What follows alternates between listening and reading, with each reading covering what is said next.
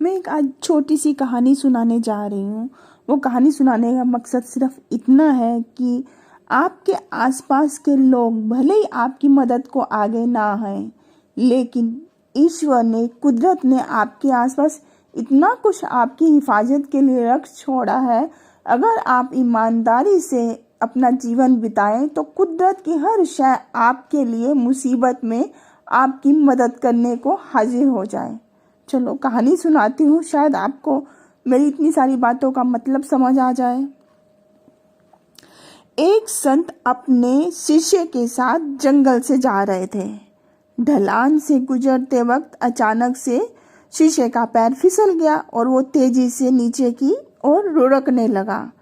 वो खाई में गिरने ही वाला था कि तभी उसके हाथ में एक बांस का पौधा आ गया।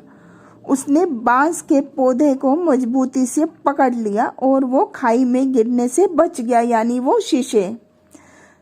बांस धनुष की तरह मुड़ गया, लेकिन ना तो वह जमीन से उखड़ा और ना ही टूटा। वह बांस को मजबूती से पकड़कर लटका रहा, यानी जो बंदा नीचे लुढ़क गया था, और तब तक उसने पकड़े रखा जब तक कि उसका गुरु उसके पास नहीं पहुंच गया और उसने उसको सहारा देकर ऊपर नहीं खींच लिया।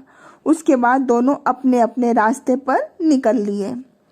रास्ते में जो संत था उसने अपने शिष्य से कहा, जान बचाने वाले बांस ने तुमसे कुछ कहा, तुमने सुना क्या?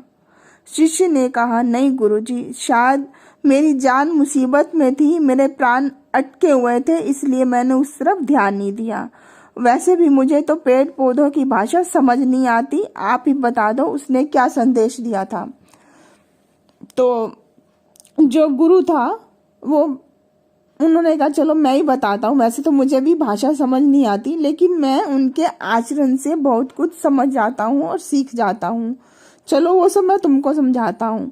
तो उन्होंने कहा कि खाई में गिरते वक्त तुमने जिस बांस को पकड़ लिया था वो पूरी तरह मुड़ गया था, फिर भी उसने तुम्हें सहारा दिया और तुम्हारी जान बचा दी। तो संत ने अपनी बात को आगे बढ़ाते हुए कहा, बांस ने तुम्हारे लिए संदेश दिया है, जो संदेश दिया है मैं उसको तुम्हें प्रैक्टिकली दिखाता हूँ। तो रास्ते में जब फिर से बांस का पौधा आया तो उन्होंने उस पौधे को खींचा, मतलब खींचने की कोशिश की, जमीन से उखाड़ने की कोशिश की और अपनी तरफ उसको खींचा, यानी उसका दबाव पड़ा, लेकिन वो टूटा नहीं, वो मुड़ जरूर गया। लेकिन जैसे ही उन्होंने छोड़ दिया तो जो लचक की वजह से मुड़ गया था वो फिर वापस अपनी पोजीशन में आ गया, मतलब उसमें इतनी लचक थी उस पौधे में। तो उन्होंने कहा, अब तुमने क्या देखा, क्या समझा? गुरु ने कहा उस शिष्य से।